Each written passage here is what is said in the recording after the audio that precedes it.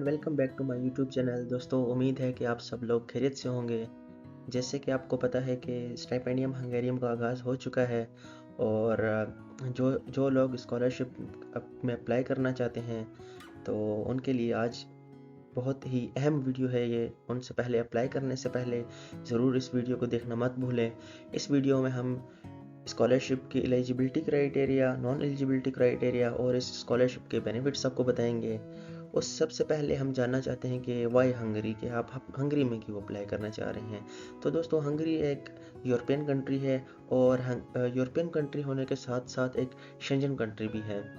Shenzhen country होने के फ़ायदे ये हैं कि आप जब यूरोप में आ गए तो आप यूरोपियन यूनियन के मेंबर बन जाते हैं और शेंजन कंट्री होने के साथ तो आपको जब शेंजन वीज़ा मिल जाता है तो आप यूरोप के उन 27 मुल्कों में सफ़र कर सकते हैं, वहाँ पे घूम फिर सकते हैं और हालांकि वहाँ पे आप जॉब तक भी कर सकते हैं। तो हंगरी की टॉप यूनिवर्सिटीज़ हैं जो कि ये स्कॉलरशिप ऑफ़र कर रही हैं। टॉप 20 यूनिवर्सिटीज़ में हंगरी की यूनिवर्सिटीज़ का शुमार होता है।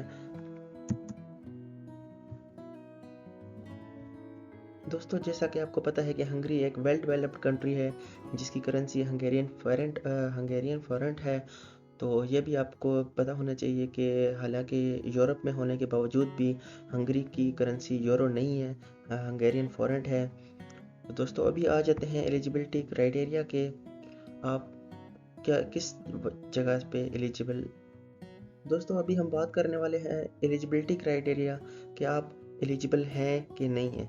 तो इसके लिए आप एलिजिबल तब होंगे जब आपको यूसेट या हेड का टेस्ट देना पड़ेगा। अगर आप बीएस के लिए अप्लाई करना चाह रहे हैं तो आपको यूसेट का टेस्ट देना पड़ेगा और अगर आप एमएस या पीएचडी के लिए अप्लाई कर रहे हैं तो आपको हेड का टेस्ट देना पड़ेगा।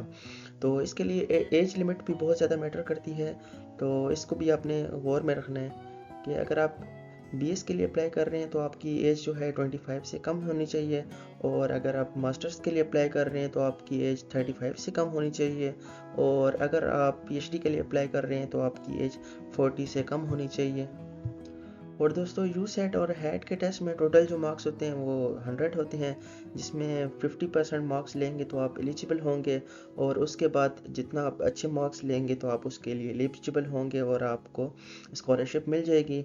तो जो डॉक्यूमेंट्स रिक्वायर्ड हैं उसमें आपकी बहुत एक अच्छी सी सीवी बननी होनी चाहिए और आपके पास पासपोर्ट होना चाहिए और ऑल एजुकेशनल डॉक्यूमेंट्स होने चाहिए और एक स्ट्रॉन्ग मोटिवेशनल लेटर होना चाहिए और एक इंग्लिश प्रोफिशिएंसी लेटर भी आपका बना होना चाहिए, क्योंकि आइल्स की ज़रूरत नहीं है यहाँ पे। अगर आप आइल्स है तो वेल एंड गुड, अगर नहीं है तो आप अपनी यूनिवर्सिटी या कॉलेज से आप इंग्लिश प्रोफिशिएंसी सर्टिफिकेट बनवा सकते हैं और एक रिकमेंडेशन लेटर भी ज़रूरी है।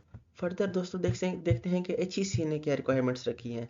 तो एचईसी ने जो रिक्वायरमेंट्स रखी हुई हैं उनमें सबसे पहले नंबर पे आती है कि आपको you must be a citizen of Pakistan और एज है कि आप आज़ाद जम्मू कश्मीर के हों या पाकिस्तान के हों, लेकिन पाकिस्तान का होना आपके लिए बहुत ज़्यादा ज़रूरी है। और दोस्तों, अगर आप बैचलर्स या मास्टर्स के लिए अप्लाई करना चाह रहे हैं तो 1 अगस्त 2024 से पहले आपने अपनी ट्रांसक्रिप्ट और ओरिजिनल डॉक्यूमेंट्स एचईसी की वेबसाइट पे अपलोड करने होंगे। और दोस्तों, अप्लाई करने से पहले एक चीज़ आपके जहन में होनी चाहिए कि आप अंडर ग्रेजुएट में इंजीनियरिंग प्रोग्राम्स ऑफ़र नहीं किए जाते, जबकि मास्टर्स और पीएचडी के लिए ऑफ़र किए जाते हैं। दोस्तों, एचईसी की एक रिक्वायरमेंट ये भी है कि आपने सारी फील्ड्स को प्रॉपर फिल करना है और जो आपके सर्टिफिकेट्स हैं वो आपके अटेस्ट होने चाहिए आईबीसीसी से और एचईसी से। और आइल्स, अगर आप किसी यूनिवर्सिटी में अप्लाई कर रहे हैं, अगर उस यूनिवर्सिटी ने आइल्स की रिक्वायरमेंट्स रखी हुई है तो वो आपको आइल्स देना पड़ेगा, लेकिन किसी यूनिवर्सिटी ने भी नहीं रखी हुई, अगर आप इंग्लिश प्रोफिशिएंसी लेटर भी वहाँ पे सबमिट करा दें तो वो एक्सेप्ट कर लेते हैं। और दोस्तों, एचईसी की एक रिक्वायरमेंट ये भी है कि आप जब आपको स्कॉलरशिप मिल जाती है तो आप अपना डिसिप्लिन चेंज नहीं करेंगे, यानी कि अगर आपने इंजीनियरिंग में एडमिशन लिया है तो आप कोई और आर्ट्स वगैरह में नहीं जाएंगे। और एचईसी की दोस्तों एक रिक्वायरमेंट ये भी है कि वो आपसे एक लेटर आपसे लिखवा लेते हैं कि जब आपकी डिग्री कंप्लीट होगी तो आप पाकिस्तान आएंगे और इसको सर्व करेंगे, लेकिन ऐसा बिल्कुल भी नहीं है, क्योंकि पाकिस्तान में ज़्यादा अपॉर्चुनिटीज़ ना होने के बाद एचईसी खुद ही अपने इंजीनियर्स और बाकी फील्ड में जो लोग गए होते हैं उनको अलाउ करता है कि आप वहाँ पे काम कर सकते हैं। दोस्तों अब आ जाते हैं कि आप नॉन एलिजिबल, आपकी इन एलिजिबिलिटी कब होगी। अगर आप पाकिस्तानी होने के साथ साथ आपकी डुअल सिटीजनशिप है, आप किसी और कंट्री के भी सिटीज़न हैं, तो आप एलिजिबल नहीं है इसको स्कॉलरशिप के लिए। और अगर आपने कोई इन्फॉर्मेशन गलत प्रोवाइड की है और स्कॉलरशिप आपको मिलने के बाद भी एचईसी को पता चल जाता है, तो ऐसे एचईसी के पास ये राइट है कि आपकी स्कॉलरशिप को कैंसिल कर सकता है। दोस्तों उम्मीद है कि आपको आज की वीडियो बहुत पसंद आई होगी, और सब्सक्राइब और लाइक करना मत भूलिएगा, और नई नई वीडियोस के लिए बेल आइकन को दबाना मत भूलिएगा। अपना ढेर सारा ख्याल रखिएगा। मिलते हैं नेक्स्ट वीडियो में इंशाल्लाह।